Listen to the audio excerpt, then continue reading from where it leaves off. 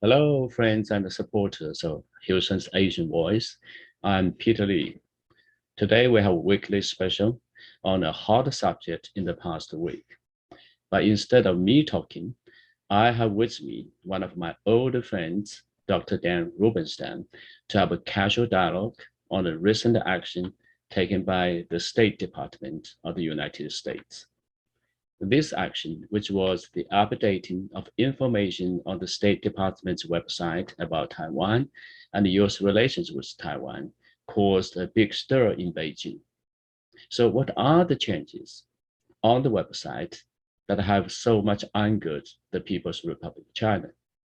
Briefly, the updated State Department website removed two statements. The first one that was removed stated that the United States acknowledges the Chinese position that there is but one China and Taiwan is a part of China. Also removed was another statement saying that the United States doesn't support the independence of Taiwan.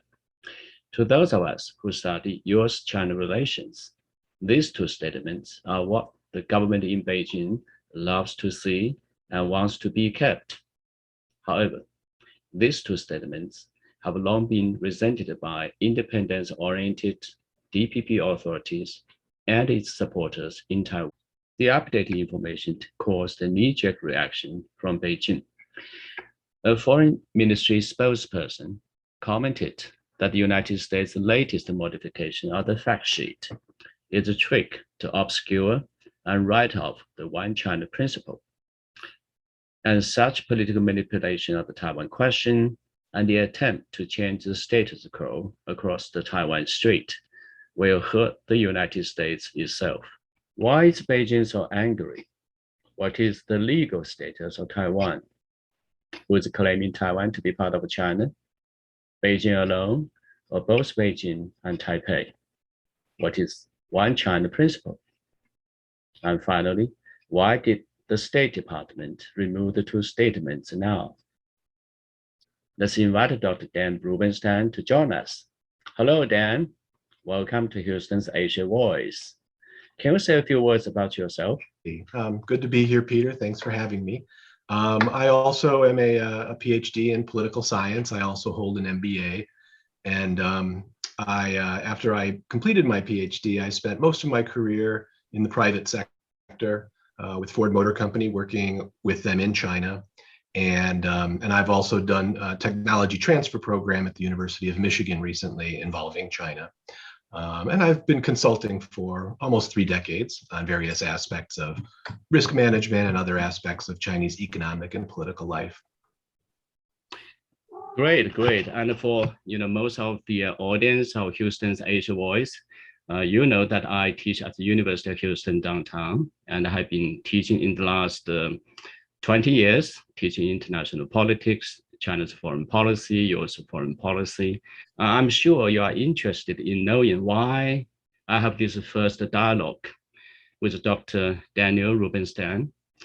And the story is very long, in fact, but put a long story short, we have been talking over the last quarter century, and we are still debating. So let's talk about the reaction of the PRC and why, and what are the related issues that most people do not understand, or why Beijing was so angry.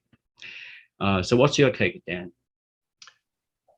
Well, Peter, you're more of a historian than I am, but I think that the framework for the Chinese or for Taiwanese and Chinese and U.S. relations really has been laid down in 1972, and then in 1979, and then the Taiwan Relations Act and the joint communiques, the 3 joint communiques.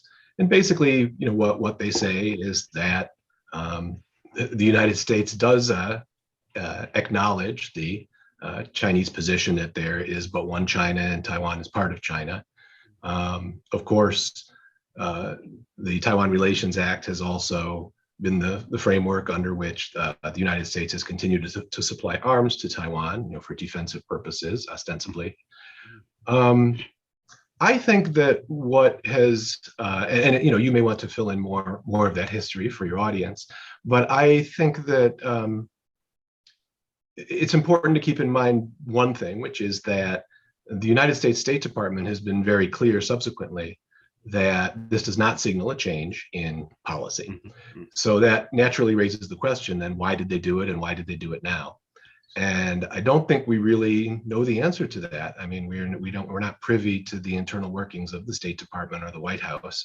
Mm-hmm. So I think this creates a situation of the uncertainty creates or allows for mistrust on the part of the Chinese, which is kind of understandable.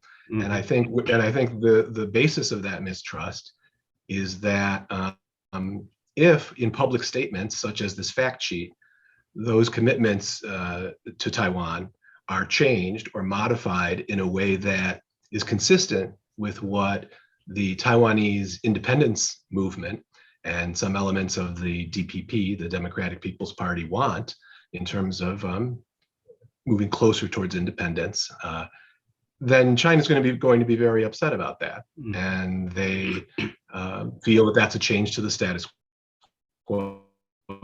It's a change to the understanding that China and the United States had. Mm-hmm. So I think that the Chinese reaction is pretty understandable in that light, because they don't understand exactly why this was done either. Mm-hmm. Mm-hmm. Okay. The status of Taiwan, according to the Chinese official position, I'm not saying that I, agree or disagree with the position.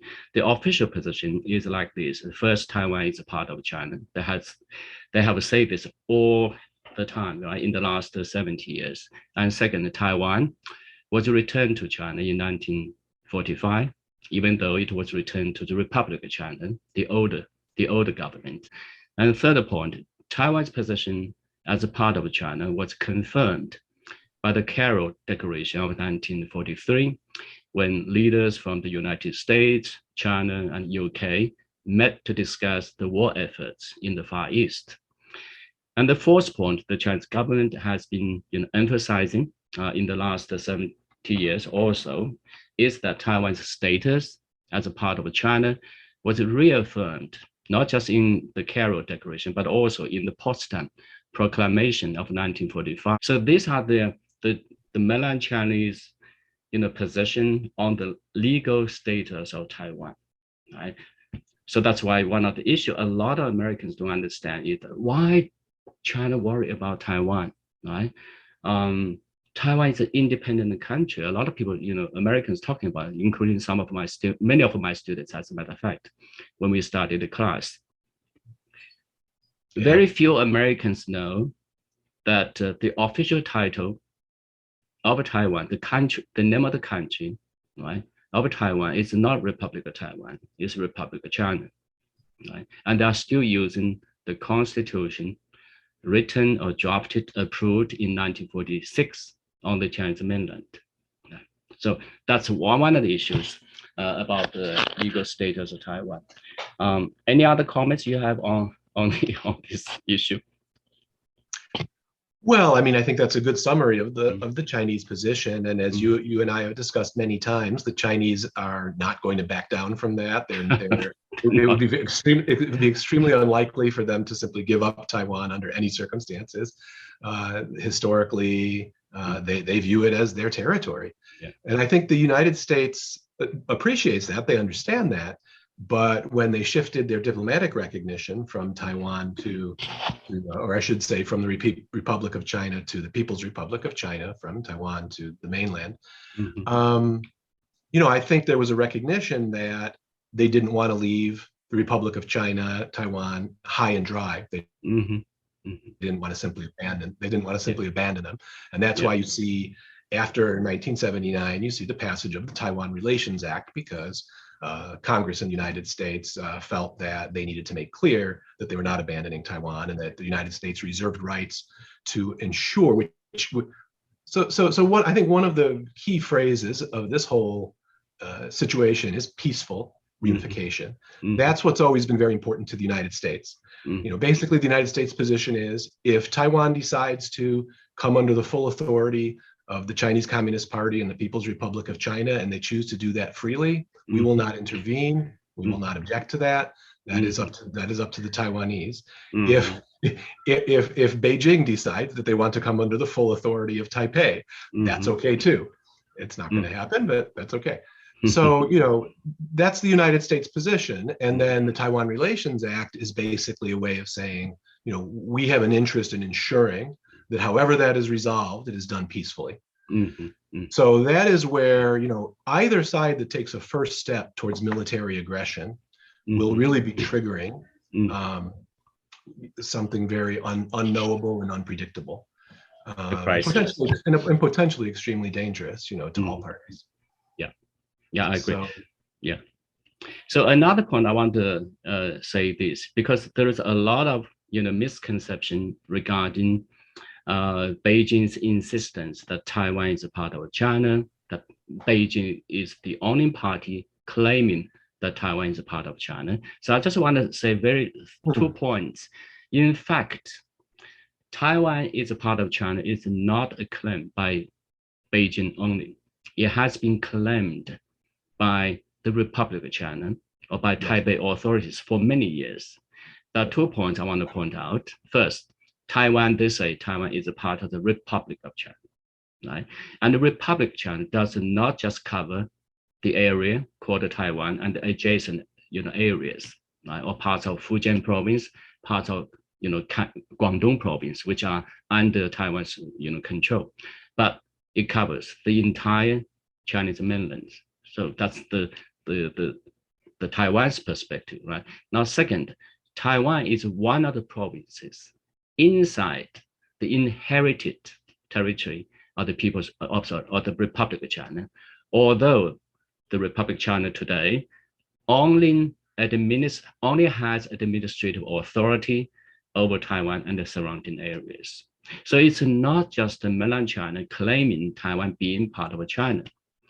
The Taiwan side has always claimed itself that it is a part of China. Of course, they define China as Republic of China. So, yes, and no, I think that's a really good point. And I think that as you and I, discussed many times, the question really is how do they move forward? We can look back and we can talk about international law and we can talk about precedent and we can talk about, Taiwan's constitution, and those are all valid points. But those are all either historical or de jure or legal issues. Then there's the de facto or the facts on the ground issues, and those have diverged pretty dramatically over the past 50 years. And I think that what you have now with Taiwan is you have a whole generation, that has grown up never having lived on the mainland, never having been ruled by the Chinese Communist Party. The Chinese Communist Party has never exercised de facto sovereignty over Taiwan, regardless of whether they think they have de jure sovereignty. So these are all really important issues in terms of, under what circumstances would the Taiwanese ever agree to peaceful reunification with the People's Republic of China?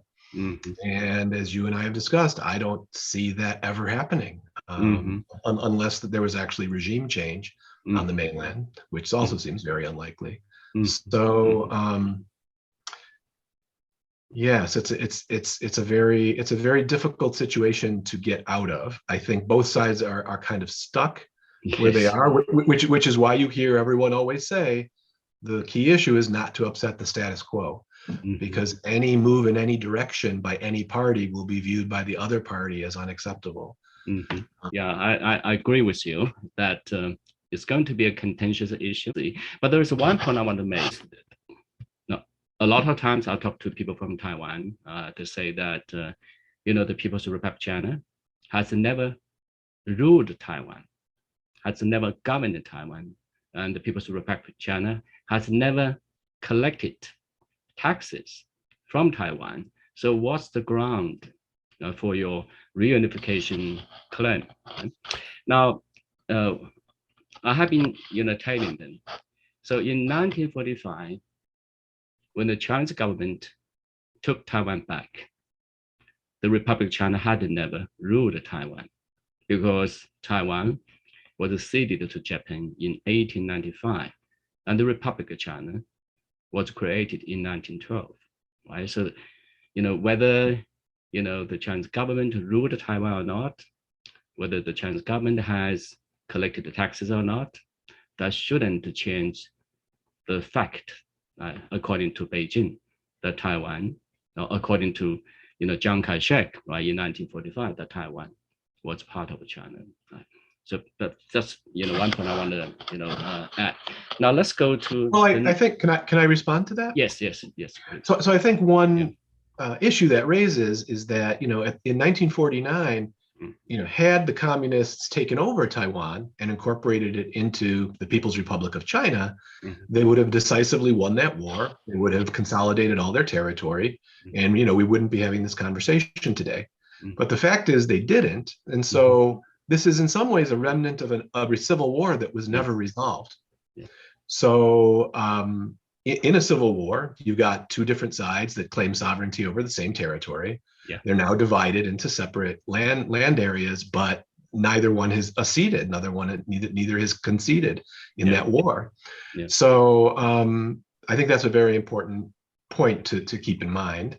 And so I don't know what the next topic is, but can we say that this could be a good segue? Yeah, but can we say that for the Civil War to be formally ended, the two sides should sit down? No one can say, "Oh, I'm not going to talk with you to find a solution to the Civil War. I'm going to walk away." Can one party of the Civil War walk away from a settlement? Yeah, and I think you have a really good example here in history of unintended consequences and how one event leads to another in ways that no one anticipates and no one wants. And I think that what you had at the end of World War II was a Taiwan that was backed by the West, backed by the United States, and they did entertain the illusion that they would someday be able to take over the mainland again. And that change in status, where that became more and more impossible, happened very gradually. It's like the frog in the boiling water who doesn't realize they're being boiled.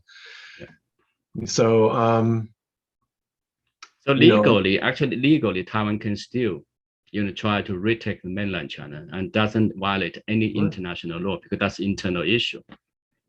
Right. It's just Taiwan give up the right.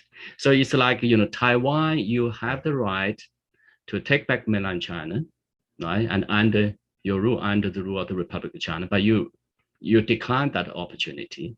But then because you decline does not say mainland China should also decline its right to claim all the territory of China. Yeah. Okay, now let's move to the second question. So the removal of the statements, I'm good at Beijing because in Beijing's opinion, United States is moving away from its one China principle or one China policy. So let's look at one China. What is a one China policy? Why has the United States have to abide by it? I'm going to share the Chinese perspective, why China believes, or mainland China believes, that United States should abide by the one China principle. In fact, the United States does not consider one China a principle. It considers one China policy. But China believes it's the one China policy principle. This is China's perspective first. One China is a principle which is more important than just a policy. Right? The United States acknowledged this principle when they jointly released the Shanghai Communique in 1972, and the United States should therefore abide by it. Right? You acknowledge it, right? And that's the first point they have been making. Second point, Beijing believes that the one China principle, or one China, was the underlying principle without which Beijing and Washington could not have established diplomatic relations in 1978. And there were also specific actions United States took that reflect its recognition of the One China principle. So Washington in the past had not just acknowledged, in the opinion of Beijing, the One China principle, it had actually honored it and implemented. For example, President Carter agreed to withdraw American troops from Taiwan in 1978, and President Carter agreed to close the embassy in Taipei, and also in conformity with the One China principle. If you did not honor the One China principle, you would not have withdrawn American troops from Taiwan. You would say, oh, Taiwan is, a separate country, right? Why I have to listen to you, right? And finally, China believes that the United States also honored One China principle before, when the U.S. Congress adopted the Taiwan Relations Act. So Taiwan Relations Act basically committed the United States to an unofficial relations with Taiwan. Right? So therefore, the United States, you have honored your commitment. You should continue to honor these principles. That's why the China reacted very, quickly and very strongly to the removal of the two statements. So what's your take, Daniel? Well, those are good reasons why in the past, I think, China and the United States have both agreed and implemented certain measures that supported the One China principle. But I think the nature of the principle is such that even if, for example, the United States has no formal diplomatic relations with Taiwan, it's still neutral on the question of which is the legitimate government. I believe the word it used was acknowledge the Chinese position. It did not accept or endorse or agree with the Chinese position that the PRC is the sole legal government of all of China. So the United States has stuck with that, and as I said earlier, the one area where I think China and the United States agree regarding the One China principle is that it is up to the Chinese to resolve it. The United States should not force either side to do anything. They shouldn't encourage Taiwanese independence, for example, and that we can debate about whether they've actually done that. And I can, in this particular case with this State Department fact sheet, that may be interpreted as somehow encouraging Taiwanese independence. My view is that the United States can also legitimately argue that that's not what it represents. So it's sort of a question of interpretation, and you can look at it in different ways. And so as long as it is resolved between the Chinese themselves, then I think, and as long as the United States supports that principle and continues to support that principle, I think they are continuing to adhere to the One China policy. So I think that would be the United States view, and so they would say that China is simply misinterpreting what the United States is doing. As a matter of fact, the One China principle has not just been honored by or demanded or insisted by the government of People's Republic of China. For many years, when Taiwan represented China in the United Nations, right, international organizations, Chiang Kai-shek had also insisted there was but one China, and the Republic of China was the sole legal government of China, even though Chiang Kai-shek at that time only ruled one province and several places of other provinces of China, but he still claimed to be the legitimate government of China. So I would say that in the last 70 years, the One China principle is one of the most successful diplomatic tools in the hands of the People's Republic of China. It basically has made every country that wants to establish diplomatic relations with Beijing to recognize it, right? To have a position on this One China policy. Very good. Yes, I would agree with that, and I also think it would, in hindsight, it probably would have been better for the two parties to come together at the end of World War II and in 1949 and to try to solidify some agreement. Yes.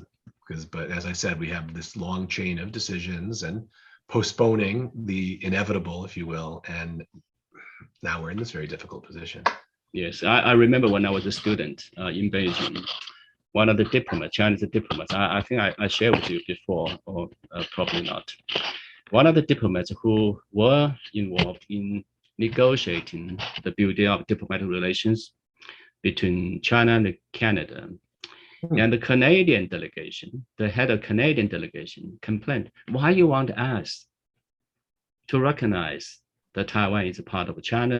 We didn't ask you to recognize that parts of Canada, belongs to Canada. And he said that the Chinese diplomat shot back. Or we are more than willing to declare that. So tell us which part you want us to declare is part of Canada. Right? So that's what I'm saying, that China has been very successful in imposing that on the agreement with other countries on building diplomatic relations. Absolutely, and they've put Taiwan in a very difficult situation, a very difficult position. And you and I just had this discussion recently, which raises the question, especially with the DPP and Tsai Ing-wen, and maybe even some stronger pro-independence DPP politicians who might come to power in the near future. Perhaps. What if Taiwan decided to change its constitution and change its own one China policy?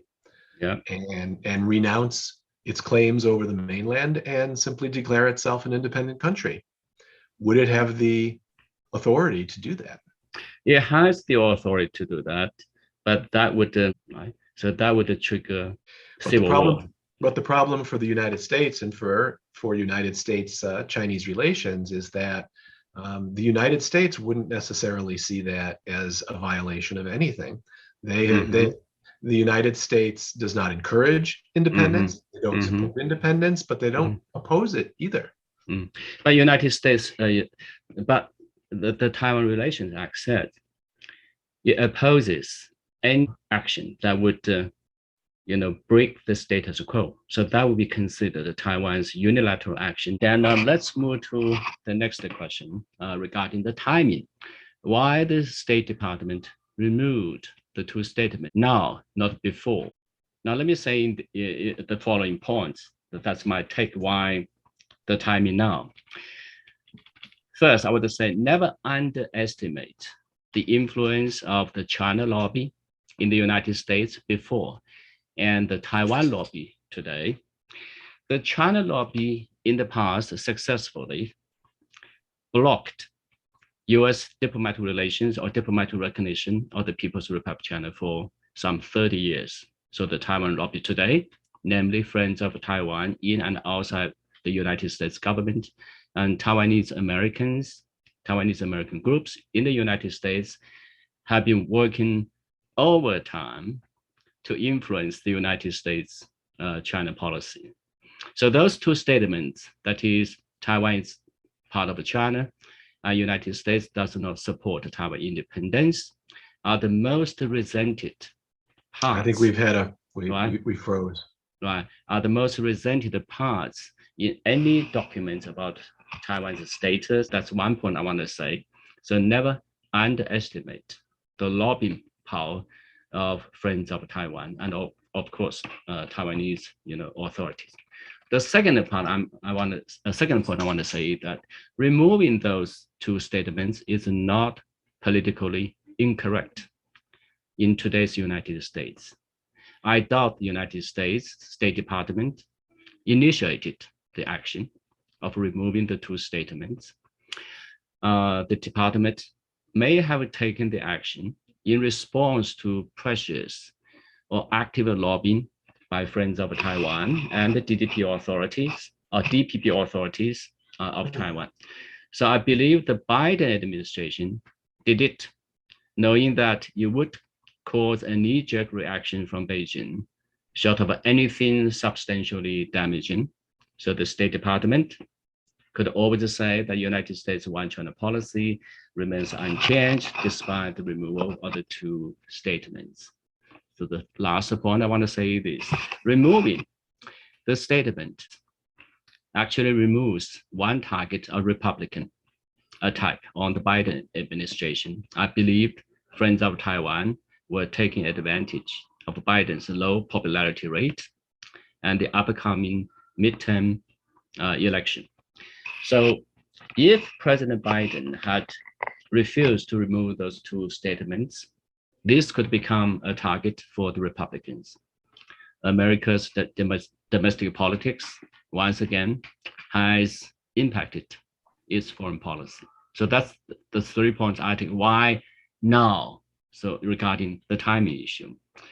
So what's your take, Dan? Well, I tend to agree with you. I mean, it is speculative, right?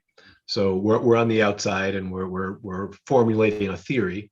I don't know what would disprove that theory.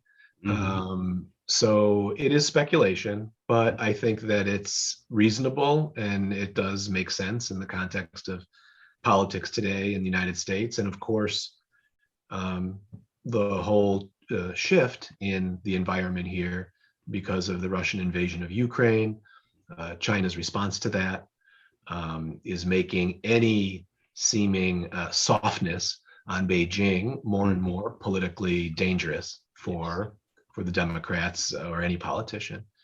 So I think that's certainly a factor that could explain what's going on here.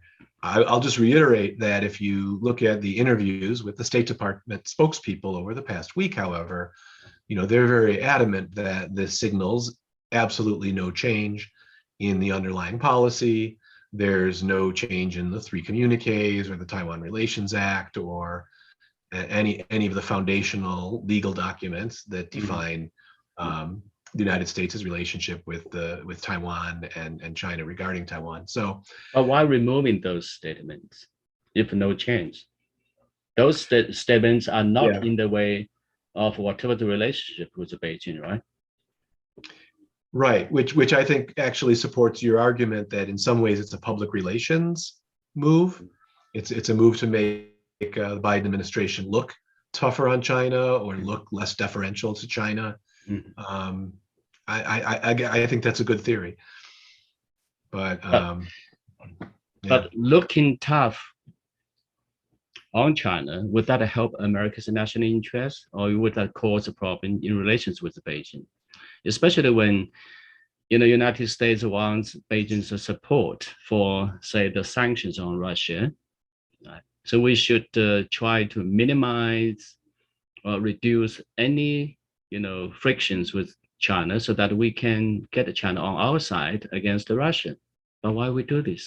I think you raise a really interesting and fundamental point about U.S. relations, not only with China, but also with Russia and other major powers.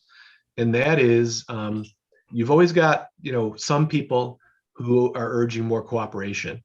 And if you're not more cooperative, then if the other party reacts badly, that's your fault because you weren't cooperative. And we see people like John Mearsheimer making that argument that the United States was not deferential enough to Russia's wishes regarding Ukraine and NATO, and that's that they provoked this action by Russia.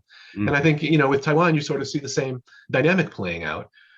China has not been cooperative with the sanctions. They've not been cooperative with using whatever leverage they have, which in my view would be considerable, to try to get Vladimir Putin to be more peaceful and to withdraw and to stop this international illegal incursion that he has done in Ukraine.